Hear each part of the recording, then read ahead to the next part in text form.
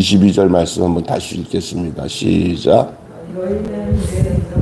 고 능력이. 아멘. 아주 귀한 말씀입니다. 오늘 7월 9일 화요일 아침입니다. 에레미야 30장 12절부터 24절 함께 읽었습니다. 오늘 말씀의 제목은 버려진 시온에도 봄이 온다. 시작. 버려진 시온에도 봄은 온다. 버려진 시온에도 봄은 온다. 무슨 한번 깊이 생각해 볼까요? 제목을. 버려진 시온에도 봄은 온다. 이 말이 아주 시적 표현인데 현실은 버려진 시온이지만 그렇다고 해서 봄이 안 온다는 게 아니에요. 봄은 찾아오잖아요. 오늘 뭘 말씀하고 있는지를 말하고 있을 거예요. 여러분이 좀 예레미야를 같이 읽지만 뭐 다른 구약 성경도 마찬가지지만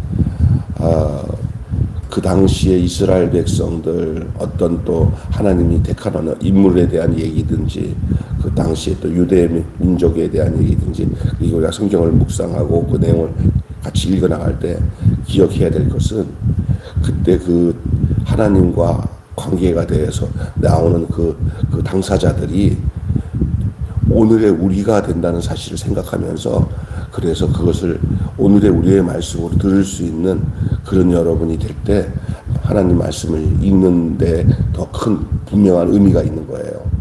그냥 그때 그거 하나님과 이스라엘 백성 또 유대 백성 또 아브라함과 한 얘기고 그렇게 끝나면 안 돼요. 내가 아브라함의 입장이나 내가 또 유대 백성의 입장에서 서서 그 하나님과의 관계를 한번 이렇게 성찰하고 묵상해 보면은 오늘을 우리에게 향한 말씀을 우리가 성경을 읽으면서 알게 되는 거예요. 그래서 따라서 합시다. 그때 그 말씀이 오늘 내 말씀이 되도록 성경을 읽자 이런 거예요. 그때 그 말씀이 그래서 지금 저랑 같이 아침에 새벽에 이렇게 말씀 나누는 것은 거의 개인적으로 볼 땐 큐티하는 식의 메시지예요. 그래서 또 설교하는 형태가 아니라는 사실을 알고 내가 하나님과 그때 그 말씀 유대 백성과 하나님과 관계 속에서 예레미야를 통해서 유대 백성에게 한 말씀이 오늘 이 세상에서 살아가는 믿는 우리에게 지금 하나님이 나에게 하는 말씀으로 이것을 이렇게 달이 놔야 돼. 브릿지. 과거의 이스라엘 백성 이야기를 현재의 나에게 이렇게 다리를 넣는 그 작업을 우리가 하는 거예요. 아침에 이 말씀을 읽으면서. 그래서 그런 의미에서 말씀을 들으면 도움이 될 줄로 믿습니다. 교회가 건강을 회복하려면 우리가 이 시간을 어떻게 보내야 하겠습니까? 이 교회라는 의미는 이게 공동체인 예수를 믿는 내가 속해서 함께한 형제들 자매들 이 공동체를 생각하는 게 정확하게 하겠지만 가정도 교회고 나 자신도 교회예요. 내가 믿음 생활을 건강히 하려면 아니면 나와 함께 하는 믿음의 동료들 같은 성도들과 함께 건강을 회복하려면 영적 건강이나 육적 건강 다 포함된 거예요. 우리가 이 시간을 어떻게 보내야 되냐. 지금 그 이야기는 에레미야 시대 때 있었던 얘기예요. 오늘 에레미야가 유대 백성들에게 하나님의 심정을 전하는 거예요. 어떤 내용이냐 하면은 징계에 대한 거예요. 징계는 고통스럽고 아파요. 근데 현재 하나님이 내 아들이다 하는 이 야곱인 이 이스라엘과 유다가 엄청 고통의 징계를 받고 있어요. 이걸 하나님이 모르시는 게 아니에요. 하나님이 우리의 아픔과 고통을 모르시는 게 아니에요. 징계는 고통스럽고 아파요. 누구든 하루 종일 그 고통에서 벗어나기를 바랍니다. 오늘도 이 땅에 살아가면서 고통에서 벗어나기를 바라면서 살아가는 사람들이 얼마나 많은지 몰라요. 육신적으로든지 정신적으로든지 아니 영적으로든지 그 고통에서 제발 벗어나게 해주세요라고 고통 속에서 그것을 해방되기를 거기서 벗어나기를 원하는 자들이 많습니다. 의외로 우리 주변에 멀쩡한 것 같은데 내면의 아픔과 고통을 가지고 있는 사람들이 참 많습니다. 치료의 과정은 아주 더디고 새살이 돋아오기까지 어쩌면 많은 시간이 걸려요. 예. 어렸을 때 어떤 고통과 충격을 받은 것들이 그게 이제 뭐냐면 이게 남아가지고 계속 정신적으로 고통을 당하는 사람도 많아요. 그래서 벗어나기가 쉽지 않아요. 쓴뿌리라고 하기도 해요. 어떨 때는 그 히브리서에 보면 쓴뿌리라고 하는 거예요. 쓴뿌리. 잘라냈는데도 또 나고, 잘랐는데도 난 다 해결한 것 같은데도 고통스러운 거예요. 치료의 과정이 더디고, 그래서 그걸 뽑아냈는데 새살이 돋기까지는 많은 시간이 걸려요. 주께서 징치하신 그 상처가 아물고 회복하여서 기쁨과 감사를 되찾으려면 어느 정도 시간은 보내줘야 된다는 사실들을 지금 에레미야가 하는 거예요. 지금 이스라엘 입장을 한번 생각해 볼까요? 유대 백성들. 지금 바벨론이 포로로 끌려가는 과정에 왕도 죽고 그 무자비한 바벨론 군사들이 와서 각 가정마다 막 그냥 아낙네를 끌어가기도 하고 아주 무자비하게 막 그냥 살상을 하는 거예요. 여러분 전쟁의 공포가 얼마나 무서운지 말로 다 알 수 없잖아요. 근데 그들의 그 상처가 하나님이 얼마나 참다 못하면 그들 그렇게 두들겨 패도록 바벨론에게다가 야, 난 도대체 안 되겠다. 내가 너 좀 써야겠으니 네가 좀 가서 내 자식 코르테 죽지만 않게만 하고는 네가 알아서 하라.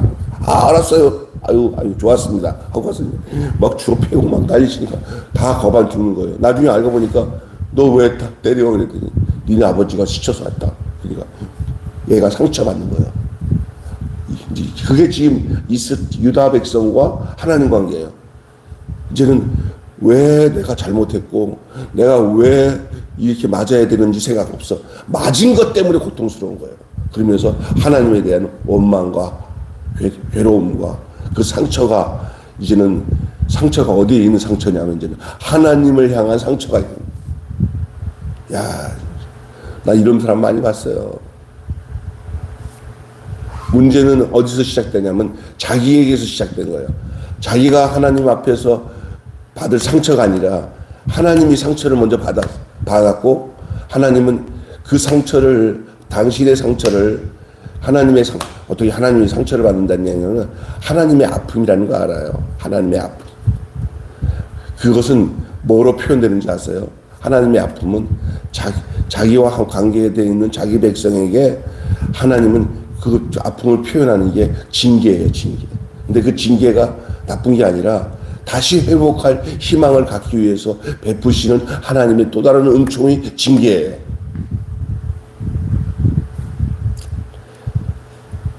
그러니 이제 시간이 어떻게 보내야 되냐. 계속 나를 이렇게까지 두들겨 패가지고 포로로 가게 하고 죽게끔 하고 이럴 수가 있냐고 원망스러운 하나님 앞에 그는 어떤 시간을 보내야 되느냐 하는 얘기를 지금 에레미야가 하는 거예요. 오늘 본문 내용이. 자, 몇 가지만 이야기합니다. 몇 가지. 어떻게 이런 상황에 하나님을 원망하고 나를 두들겨 패게 만든 그 아버지를 향해서 자식된 놈이 지가 맞을 짓을 해놓고도 그래. 맞은 것밖에 생각 안 해. 그럴 때 계속 거기서 어떻게 할 거예요? 에레미야는 그걸 어떻게 하라고 얘기하냐면 불평하지 말고 회개하라는 거예요. 그게 살 길이에요. 때린 이유가 뭐냐? 불평하지 말고 회개하라고. 우리는 그 시간을 어떻게 보내야 됩니까? 첫째로 불평하지 말고 회개하라는 거예요. 시온은 치료하기 힘든 상처를 입었어요. 이 시온은 바로 유대를 말하는 거죠. 하나님이 원수같이 되어 치신 상처니 그 고통이 얼마나 더 크겠어요. 치료는 처음부터 어려워요. 그냥 상처의 원인이 악행과 죄 때문임에도 시온은 치료해주지 않는다고 불평만 하는 거예요. 딱 때려놓고 당장 하나님이 치료 안 하시죠. 고통이 심하고 그것을 느낄 때까지 일단은 가만 놔두는 거예요. 근데 맞은 즉시 치료해달라고 하나님이 치료가 시작할 때가 있어요. 조금 시간이 지나면서 자기를 돌아보면서 내가 얼마나 잘못된 것을, 그런 것을 하나님 지켜보는 거예요. 지금 얼굴이 엉망진창이 됐어요. 시켜서 바벨론이라는 총각이 와가지고 때렸어요. 왜 때리냐니까. 니네 아버지가 너만 나한테 너 징계하라고 그렇게 해서 내가 하는 거야. 더 괴로운 거예요. 그럴 때 막 온몸에서 피가 나요. 당장에 아버지 빨리 와서 나 좀 치료해줘야. 안 가지. 내가 왜 이렇게 피 흘리고 있고 내가 왜 이렇게 고통스러워 있는지를 조금 시간이 지나면서 그것을 느끼고 난 뒤에 내가 잘못했어요. 앞으로 나 그렇게 해요. 요걸 기다리고 있는 거예요. 일단 맞을 때는 정신이 없으니까 그 생각도 없이 원망만 하다가 자기를 돌아보고 불평하지 않는 상태에서 도리어 아버지 난 이제 안 그렇게 해요. 잘할게요. 요런 심정이 유대 백성에게 나타날 때까지 하나님은 기다리시는 거예요. 전부 비슷하죠. 자식을 키우는 부모와 아들과 아버지 사이에 그 관계가 너무너무 비슷해요. 얼마나 아파요. 때리는 아버지는 더 아파. 하나님은 더 아파. 그래도 하나님은 이 방법밖에는 방법이 없다고 최후의 수단을 쓴 게 바로 징계.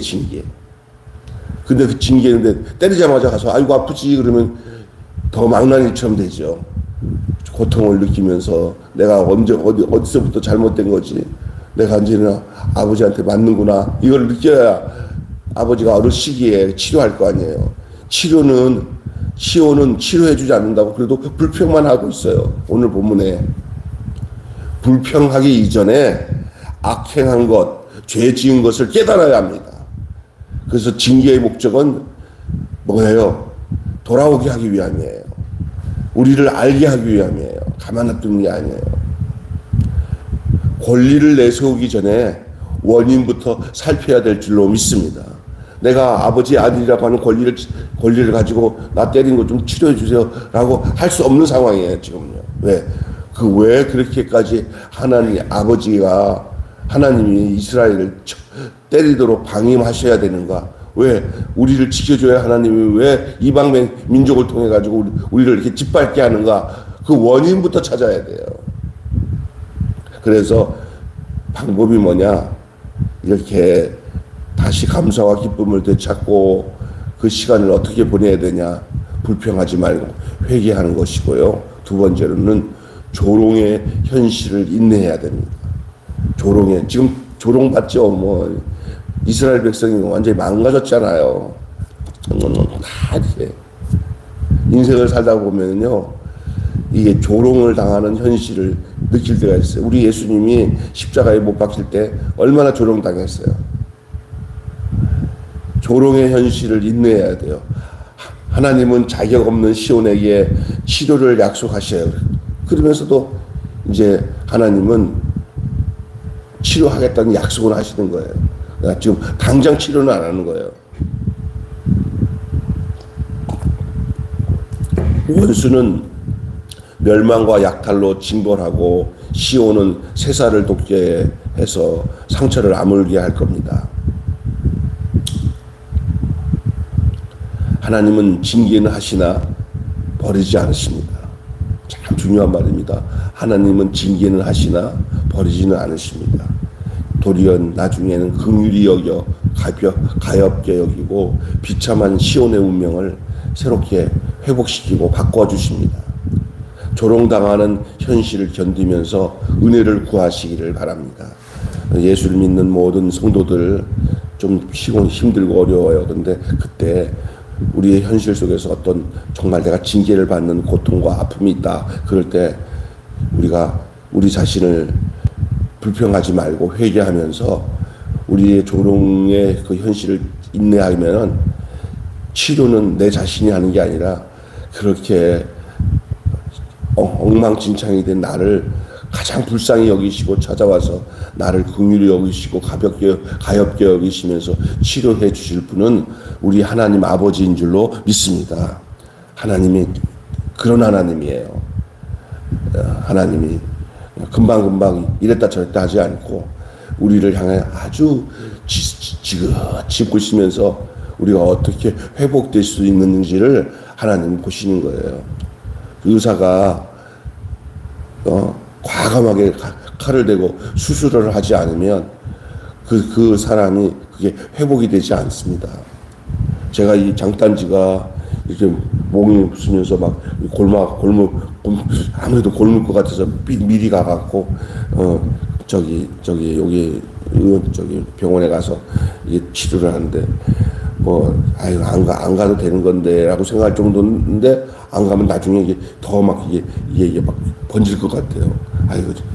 빨리 일찍 가서 초기에 진압을 해야겠다. 갔더니 잘 왔다 오더라고. 그러더니 그냥 아직까지 굶지도 않았는데 약간 굶은 건데 그냥 그 살인 데서 막 내가 못해 내가 하면 그걸 그렇게까지 못 짜내요.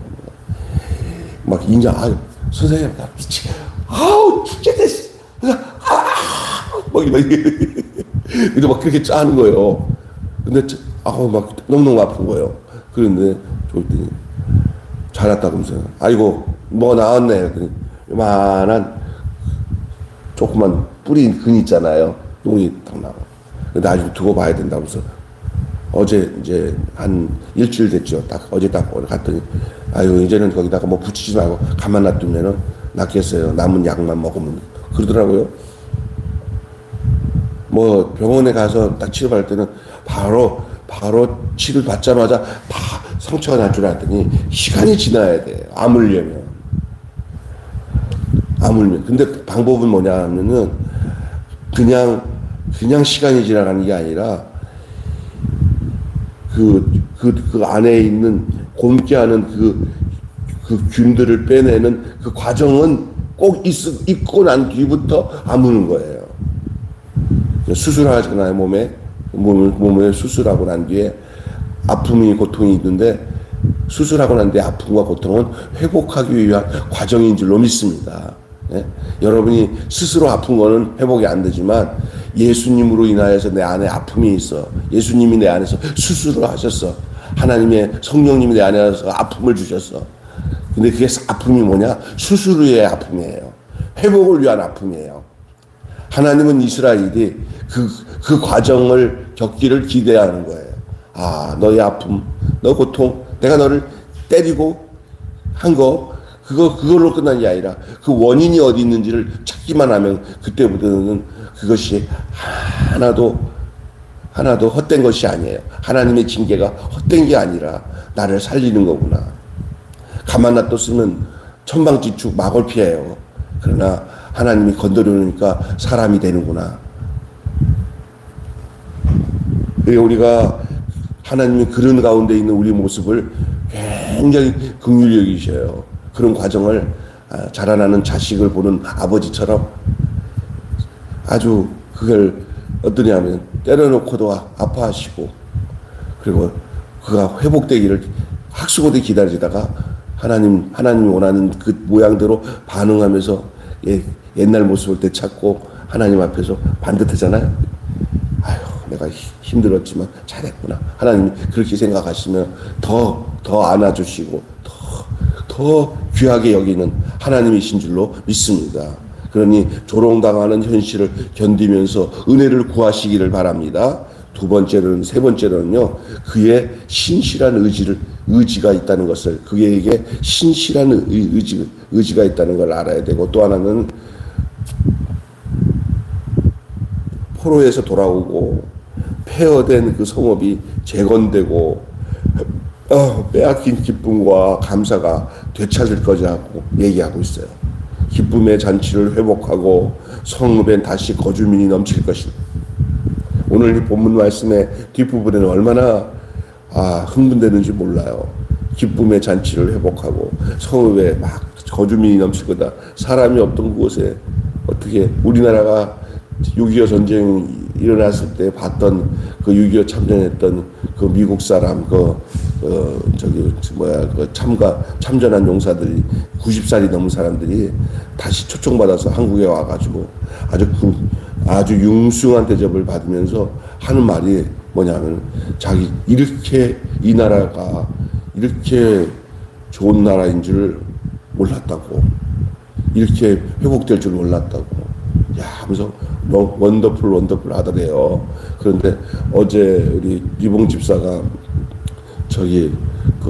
조지아라고 하는 나라가 조지아가 아니다, 모로코라는 나라가 어디 있는 나라냐면요, 이집트, 알제리 위에 있는 북아프리카에 있는 나라인데, 거기 가서 이제 2주간 지냈는데 많은 걸 느끼고 갔다고 물어보니까 대한민국이 엄청 잘 사는 나라로 모로코가 알고 있대요. 한국에 대한 그게 선진국, 잘 사는 나라, 이런 좋은 이미지를 받고 왔다고 하더라고요.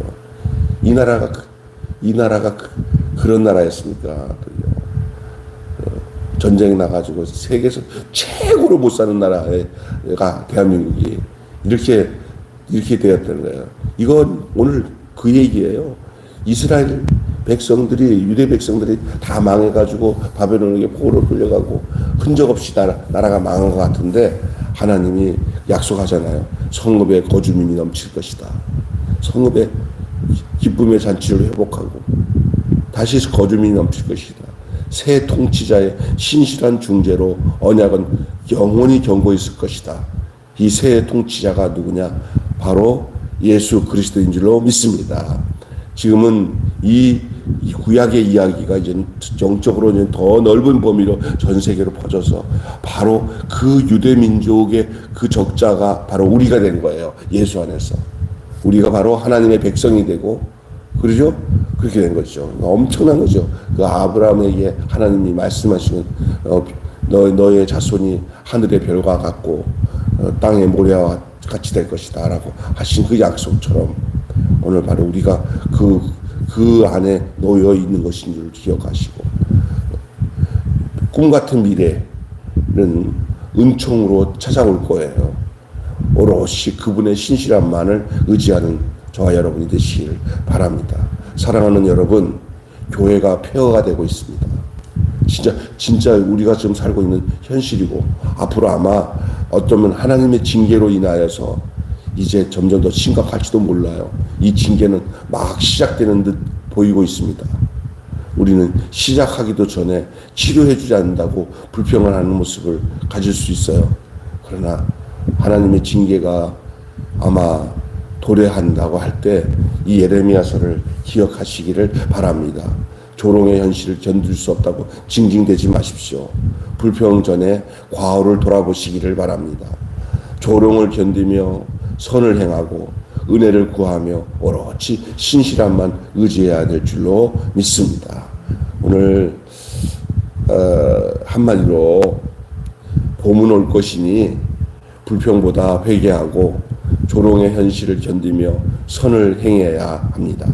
봄은 올 것이니 불평하기보다 회개하고 조롱의 현실을 견디고 선을 행해야 할 것입니다.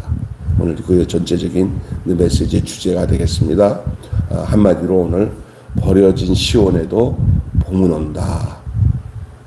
결국 어떤 과정 속에 징계라는 아픔도 있겠지만 그 징계의 아픔은 회복을 위한 아픔이었던 것을 기억하시고, 그 어떤 아프게 하는 징계 때문에 하나님을 원망하는 자에서 계속 징징대면서 원망할 게 아니라 우리의 그렇게 된 원인들을 찾고는 회개에 이를 뿐만 아니라 어떤 조롱의 현실도 잘 인내하고 견디면서 주님 앞에서 은총을 구하게 되면 하나님이 이전보다 더 복된 삶으로 인도하신다는 신실한 그의 약속의 의지가 우리 속에서 실현될 줄로 믿습니다. 기도하겠습니다. 하나님 아버지, 에레미야를 통해서 우리에게 오늘 주시는 말씀을 기억하게 해 주시니 감사합니다. 봄은 올 것이니 불평하기보다 회개하고 조롱의 현실을 견디며 선을 행하는 저희들 되게 하여 주시옵소서. 회개하고 견디고 행하게 하여 주시옵소서.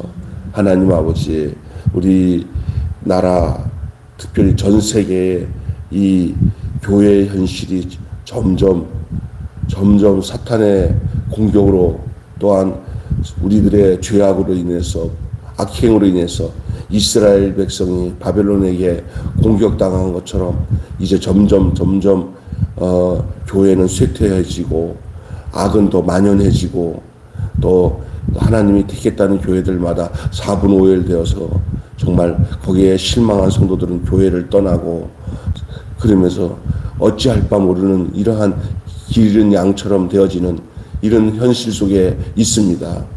하나님, 저희가 섬기는 교회마다 하나님의 성령이 보존하여 주시고, 하나님이여 성도들이 서로 믿음으로 하나 되며 어려운 현실을 주님 바라보며 승리하는 공동체가 될 수 있도록 하나님 은혜를 베풀어 주시옵소서.